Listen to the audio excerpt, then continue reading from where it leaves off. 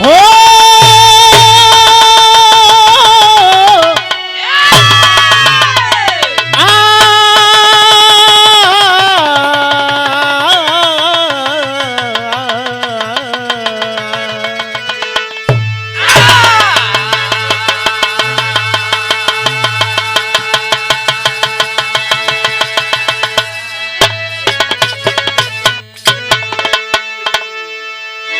हाँ मेरे दोस्तों, विरह के माध्यम से सभी भोजपुरिया समाज को एवं मगहिया समाज को गोड़ छुके गोड़ लगत बानी।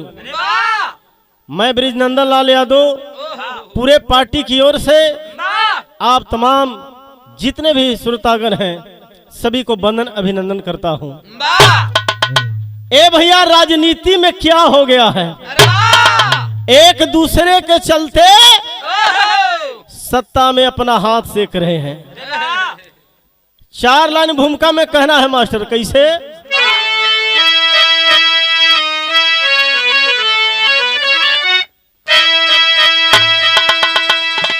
राजनीति के आड़ में हाथ को सेकने वाले,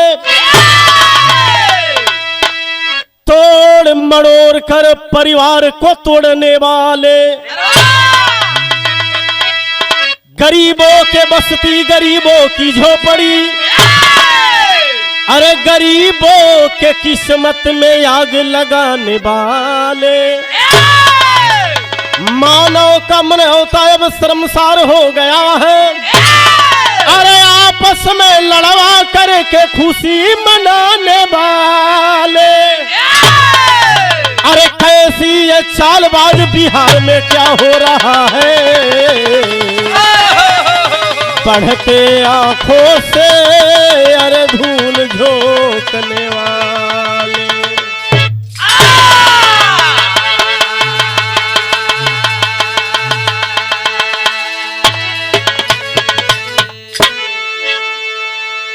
ए भैया, तो आजकल केहू के बढ़िया खुशनसीबी देख के दूसरा लोग दुखित होत बा। केहू के बढ़िया से कमाल खाल देखल ना लोग चाहत हुआ। ए भैया, दुनिया में लोग रहीहन कैसे हो, कैसे व्यवहार बनी कि हम मानव हैं। एक लाइन गीत के संकेत है मास्टर, कैसे?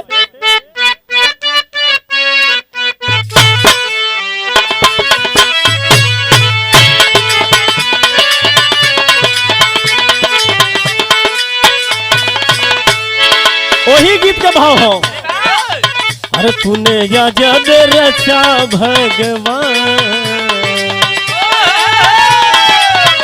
तूने अजब रचा भगवान, खिलौना माटी का तूने,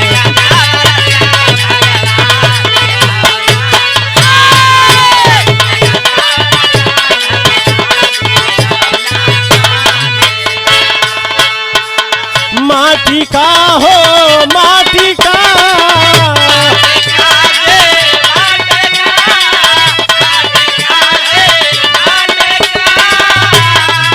माटी का हो माटी का, तूने अजब रचा भगवान, खिलौना माटी का।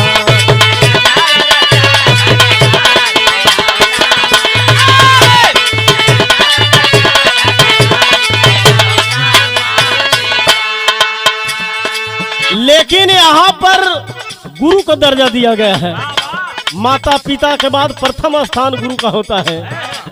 इंसान कैसे रहेगा, कवि जी भाव में कितना बढ़िया बात लिखलन है, अरे अब कैसे रहेगा इंसान, ओ अब कैसे रहेगा इंसान, अब ये जमाने में, अब कैसे रहेगा इंसान, अब ये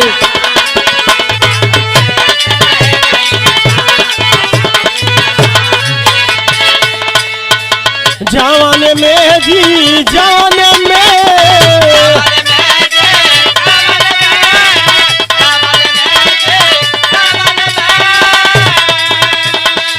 जवाने में जी जवाने में, किसी को रहे के न रहा ठिकाना, अब ये जवाने में किसी को रहे के न रहा ठिकाना, अब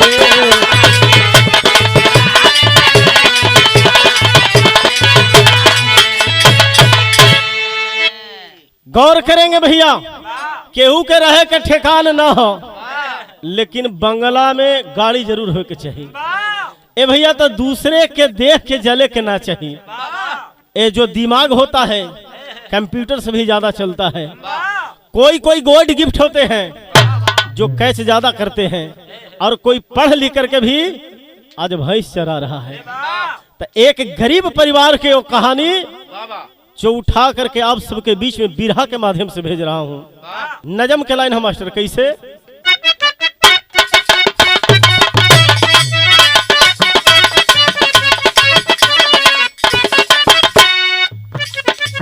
बिहार प्रांत और सहरसा जिला के कहानी है।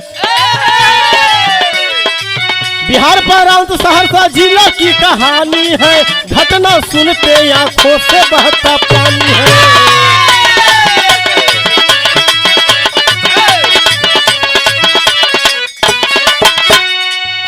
गौर करेंगे, ये तो मेरा बिहार है। कुछ ऐसे लोग हैं एक दूसरे के स्टेट पार करके भी और रंगदारी कर रहे हैं।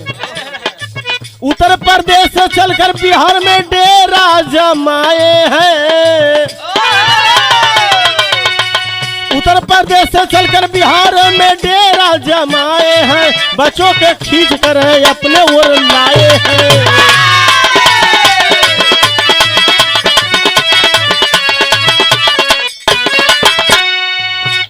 ए भैया दूगो मास्टर के लड़ाई हो, कोनो हक हिस्सा के लड़ाई ना हो, लेकिन कुछ ऐसे मानवता को शर्मसार करने वाले जो लोग हैं एक दूसरे को लड़ाने का काम करते हैं। रोशन सर और खान में मुंह तोड़े बिजोड़ हुआ। रोशन सर और खान में मुंह तोड़ जब बिजोड़ हुआ। पोस्टर फाड़ा गया, हाला बहुत शोर हुआ।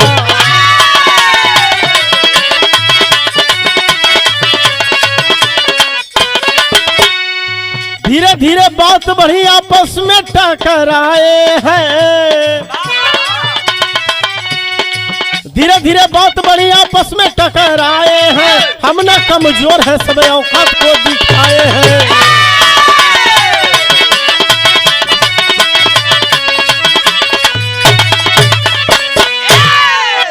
गौर करेंगे भैया, कौनो खेती बाड़ी का लड़ाई ना हो, ये राजनीति के आड़ में होकर के कुछ लोग ऐसे हैं मुखबिरी कर करके अपना हाथ से कर रहे हैं, रोटी मलाई खा रहे हैं। लेकिन दो शिक्षक की लड़ाई से कितने का भविष्य खराब हो रहा है कौन जानता है? पढ़ने वाला व्यक्ति ही बता सकता है। ए भैया तो लड़ाई कुछ के रहल नहीं हो, लड़ाई कौन चीज के रहल? बिहार प्रांत सहरसा जिला के एक टीचर हलन जिनका नाम रोशन आनंद बतावल गया। भैया हो धीरे धीरे 15 बरस तक उम्र में अपने गांव में रह करके पढ़ाई करते थे। 15 बरस के बाद जब मन में हुआ कि अपने माता पिता को ऐसे दिशा पर ऐसे जगह पर ले जाना है हमें, तो कोटा के लिए तैयारी करते हैं। कोटा पढ़ाई करते करते कुछ मन में और लालसा हुआ कि हम इंजीनियर की तैयारी करेंगे। और जब इंजीनियर की तैयारी करे लगलन हो भैया, तब माई बाबू बड़ी गरीब रहलन हो। गरीबी में पैसा न जुटल, और जब पैसा न जुटल तो 2013-14 में पटना चलाते हैं और पटना यान करके और यही सपना सजाते हैं कि अपने माता पिता को ज्यादा अगर जो हम सताएंगे तो ठीक नहीं होगा, अपने पैर पर हमें खड़ा होना है। ए भैया तेगो साथ में भाई और ही रहलन, और दोनों मिल करके 4 स्टूडेंट से काम शुरू करते हैं। गीत लगल मास्टर कैसे?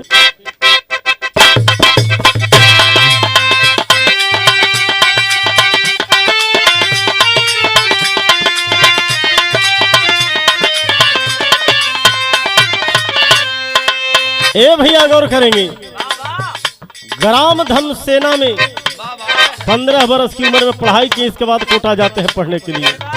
कैसन परिवार हलन हो?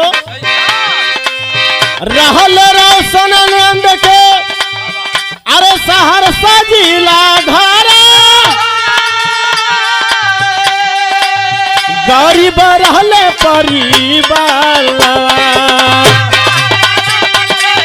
सहरसा जिला घरवा गरीब रहले परिवार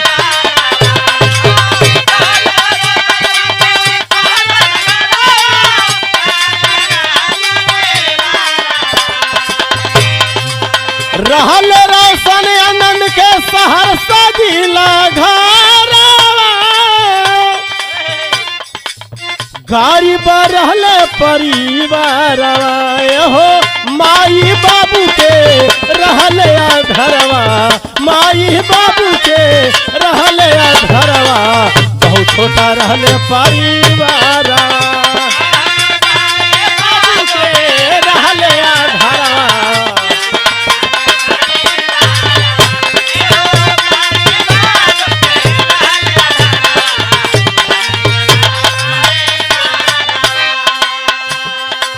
माता पिता का नाम नहीं दर्शाया गया है, लेकिन रोशन आनंद एक माता और पिता को पगड़ी के ऊंचा करने के लिए, गरीबी को दूर करने के लिए 15 बरस तक पढ़ करके कोटा की तैयारी करते हैं। कोटा पढ़ते हैं, इंजीनियर पढ़ाई छोड़ करके फिर 2013-14 में पटना में आते हैं। 4 छात्र से शुरुआत करते हैं। ए भैया तो होनहार बेटा के लीलार चमकेला हो, यही से कहना है। 15 साल बाद कैले कोटा के तैयारिया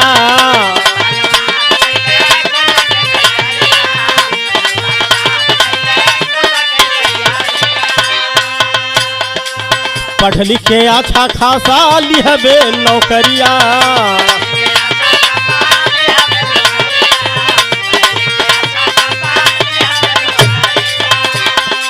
आरे कैले तैयारी इंजीनियर बदे बहारा लाचार रहले परिवार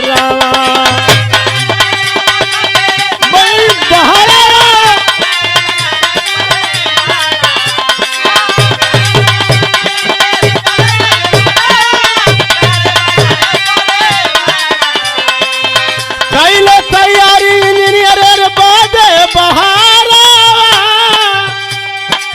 अरे लाचार रहले परिवार माई बाबू के रहले घरवा माई बाबू के रहले घरवा बहुत छोटा रहले परिवार हो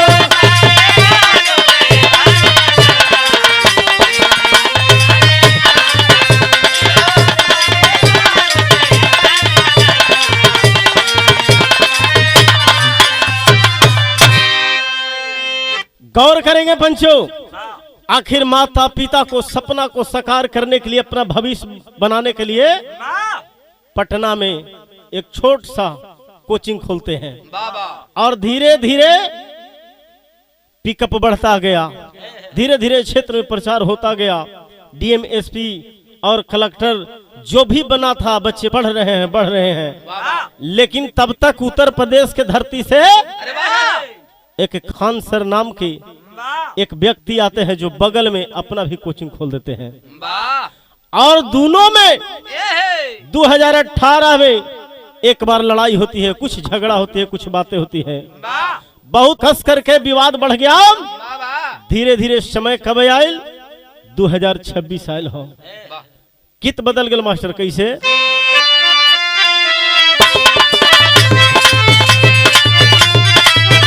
अरे जिया ननका जिया,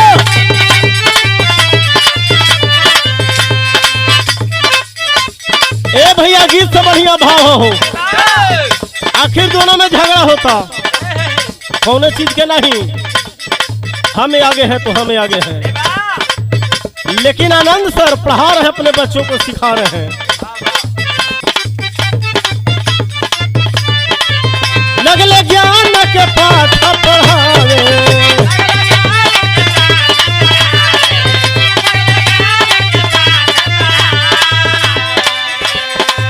सब बचवन के लगले जगावे।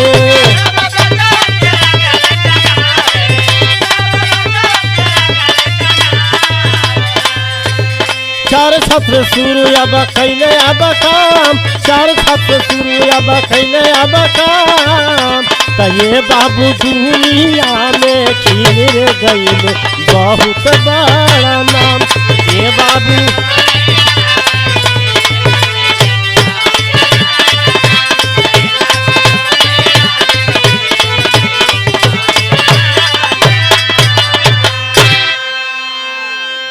अच्छा, तो ए भैया धीरे धीरे इतना प्रचार हुआ, इतना प्रचार हो गया कि पटना में खार सर आनंद रोशन के सिवा कोई है ही नहीं है।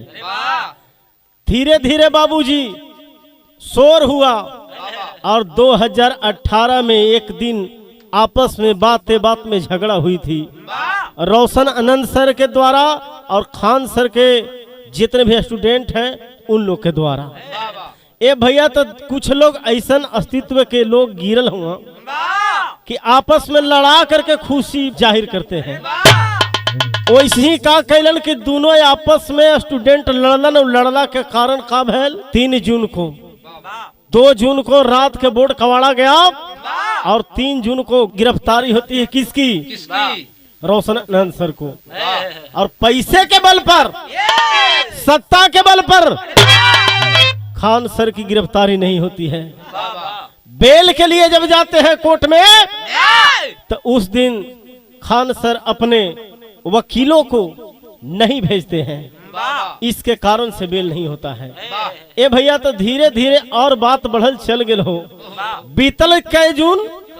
12 जून। 12 जून के फरार प्रिंस यादव भाई रोशन आनंद सर के नेपाल चले जाते हैं, होटल मैनेजमेंट में चले जाते हैं और होटल में जाकर के रहते हैं अपना साथियों के साथ। होता है क्या? गीत बदल गया मास्टर।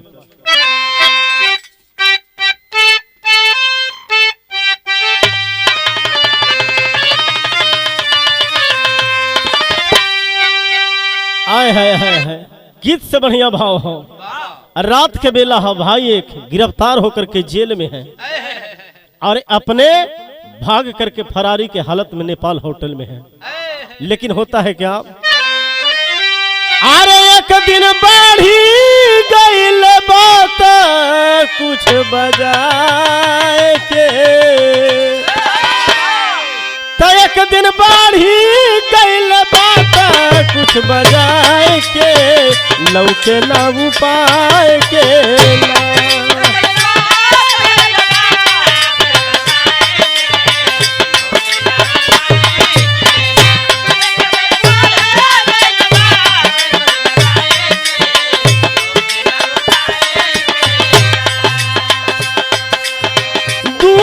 अक्टूबर रहले रात्रि के समैया,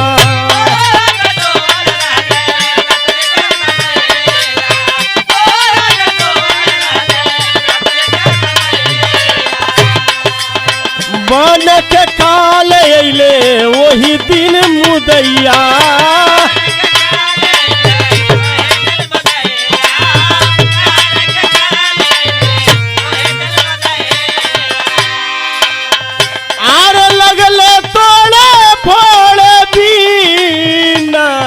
जाए के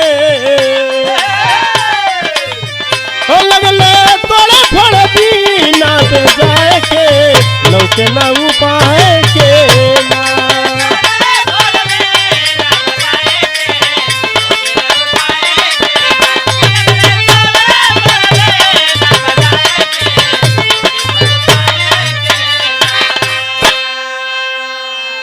गौर करेंगे मेरे पंचों, 2 तारीख को तोड़ फोड़ होती है, 3 को गिरफ्तारी होती है। रोशन आनंद सर को बेऊर जेल में बंद किया गया और पैसा के सत्ता के बल पर खान सर बाहर रहते हैं। एक कैसा नीति है, एक कैसा कानून है। 2 भाई की झगड़ा में दोनों को बंद किया जाए और बंद कर करके उन दोनों को दंडित किया जाए। ये भलाई है, ये अच्छा है। यह नहीं कि सत्ता के बल पर किसी को पैसा लेकर के और आप छोड़ दे रहे हैं और एक को निर्दोष को बंद कर रहे हैं। आखिर किया ही क्या था? कसूर तो इतना ही था, तोड़ फोड़ हुआ था, इतना बेजोड़ हालत करने की क्या जरूरत थी? लेकिन कुछ मनचले के चलते आज हमारे रोशन आनंद सर जेल में बंद हैं। भाई फरारी की हालत में नाम दिया गया है, FIR हुआ है। प्रिंस यादव जो कि नेपाल में जा करके और एक होटल में रह रहे हैं डर के मारे। आखिर होता है क्या, भाव बदल गए मास्टर।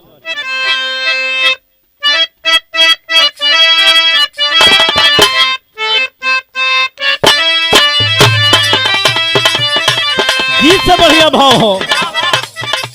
अफजल खान गढ़ से आपन गोली चलवाई रे दिहले।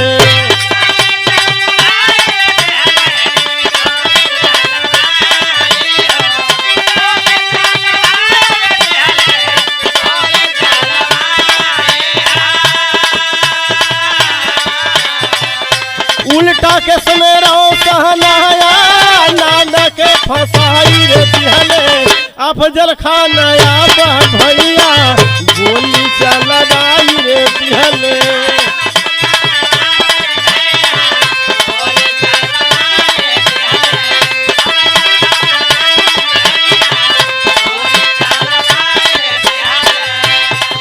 दुई जून बीतल आइल 3 जून के समैया बाबू।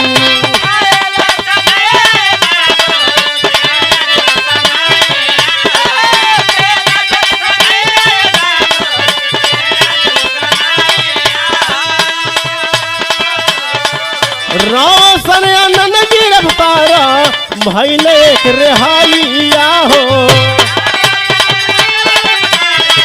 खाना के रिहाइया हो।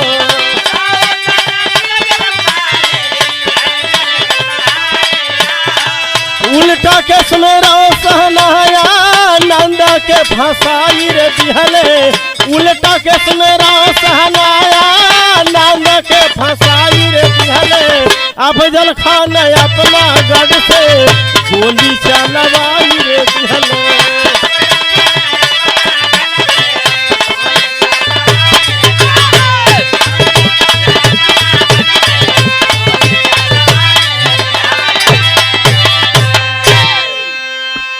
ए बाबू कुछ बिगड़ा नहीं था, तोड़ फोड़ हुआ था, लेकिन मीडिया के सामने और केस के माध्यम से अफजल खान, जिनका नाम खान सर है, उन्होंने सोशल मीडिया के माध्यम से इतना चर्चित कर दिया कि हमारे तोड़ फोड़ कोचिंग में हुआ और गोली चलाया गया आनंद सर के द्वारा। लेकिन ऐसा कुछ नहीं, आनंद सर अपने बच्चे को पढ़ा रहे हैं। कुछ ऐसे उपद्रवी होते हैं, कुछ ऐसे मानसिक तत्व के लोग होते हैं जो एक दूसरे को लड़ाने का काम करते हैं। तोड़ फोड़ हुई कोनो बात नहीं, लेकिन अफजल खान रिहाई होता है और आनंद सर को जेल में बंद कर दिया जाता है। भाई जाकर के नेपाल में फरारी की हालत में है। लेकिन 12 जून के समय रात होती है मेरे साथी। गौर करेंगे विदेशिया के भाव है कैसे।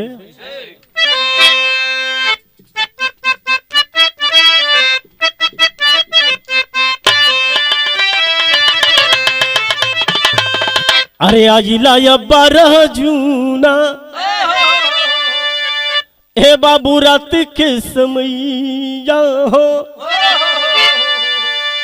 अरे अखिया मुनाए लगन बिगड़ल समैया। ए बाबू नेपाल के होटल में रह रहे हैं।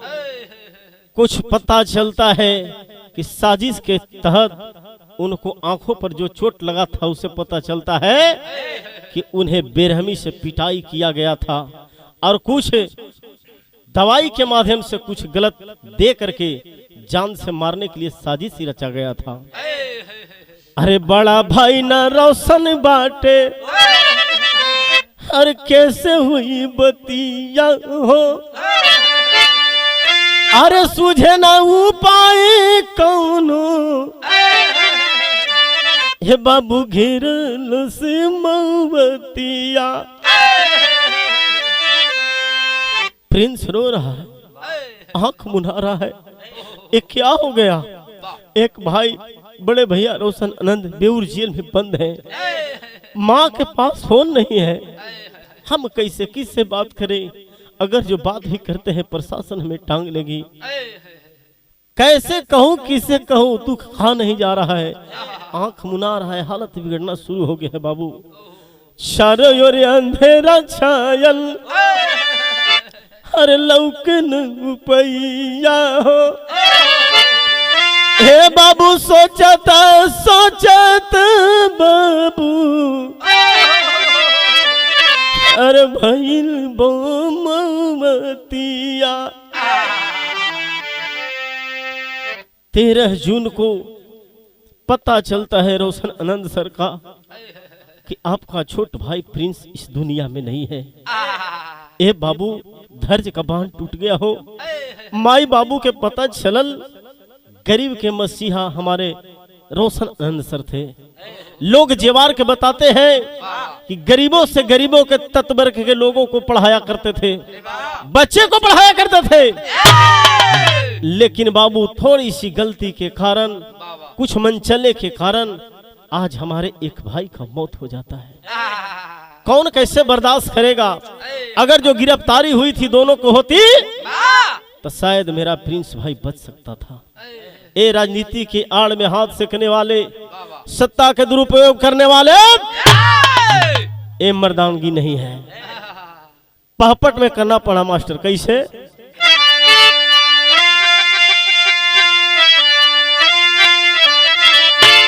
अरे फैलल अखबार टेलीविजन से खबरिया में, अरे झरझर बरसे माई के नजरिया वही घरिया में।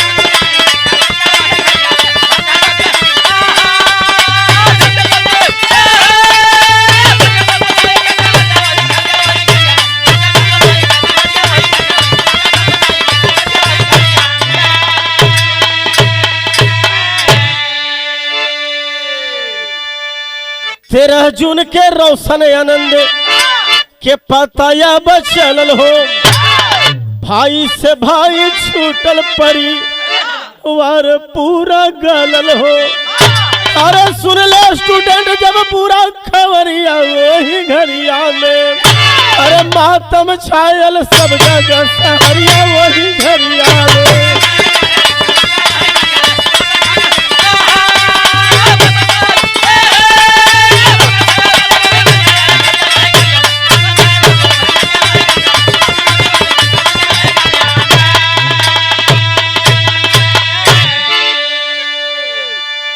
गौर करेंगे पंचों, माँ पिताजी का जैसी पता चलता है छाती मुका मार करके धरती पर गिर रहे हैं।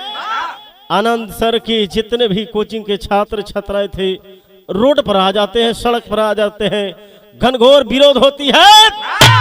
इतने नहीं मेरे बाबूजी, लोग कहते हैं साजिश के तरह हमारे प्रिंस भाई को मारा गया है। ये कहाँ का इंसाफ है?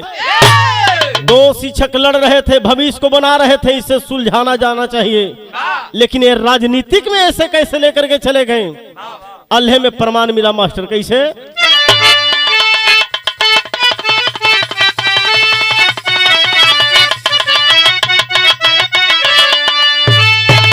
अरे बाबू, जब जब विपत्ति के ए भैया आफत जब आवेला, ए भैया टूट जाला घर और पूरा परिवार।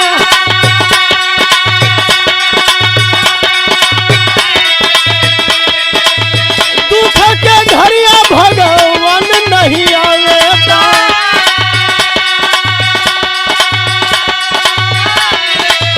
जुटल बाटे लोग आया जो जुटल बाजेवारा।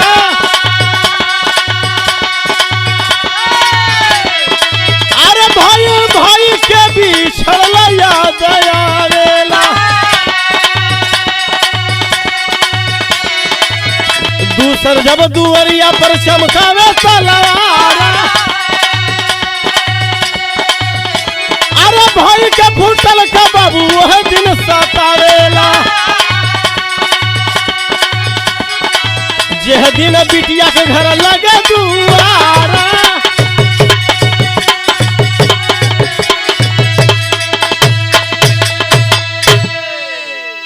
ए भैया गौर करेंगे, आखिर मेरे साथी एक भाई का दर्द कब छलकता है जब एक भाई दुनिया से छूट करके चला जाता है, नाता टूट जाता है और कोई दुश्मन अगर जो तलवार लेकर के और हमारे दरवाजे पर चढ़ता है। भाई के याद वो दिन आवेला, वो दिन खलेला बाबू। भाई के याद एक जगह और आवेला जब घर पर बारात आवेला हो, बिटिया के जब विदाई होवे लगेला तो एक भाई रहेला तही सोचेला कि हमार भाई एगो खिलावत पिलावत बा, लोग के चलावत बा, तो हम अपना घर के इज्जत के संभाल ले। ओहो दिन याद आवेला। आखिरी भाव खड़ी में कहना है का मास्टर?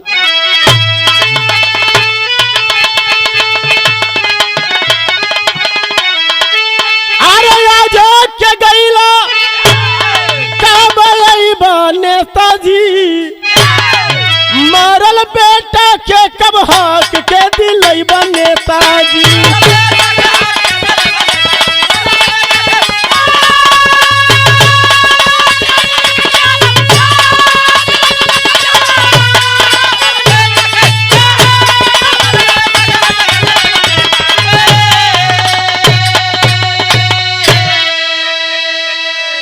माननीय गरीबों के मसीहा हमारे पप्पू यादव जी ने सांसद जी जा करके और रोशन आनंद के माता से मिलते हैं।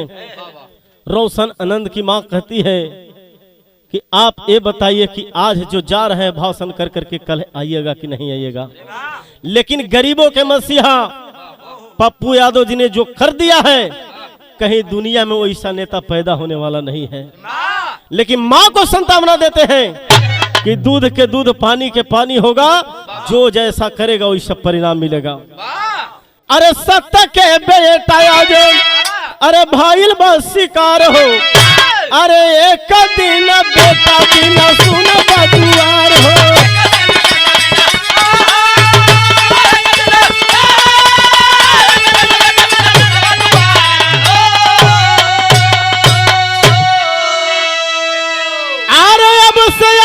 समाज अब नेताजी मरल बेटवा के हाथ कब दिलैबा नेता।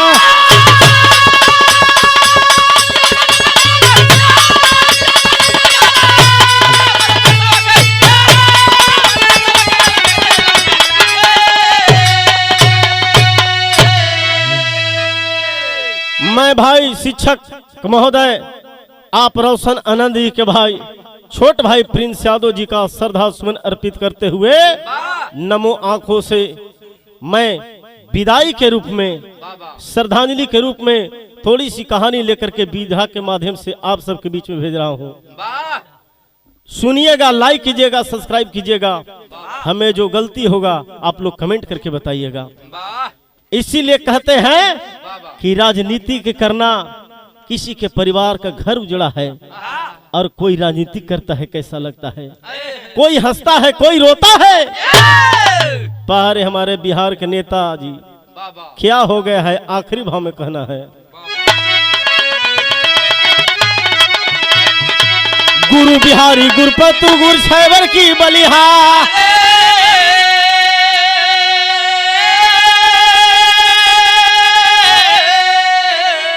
लिखेला उदय कवि अरे घटना कलम से समहा।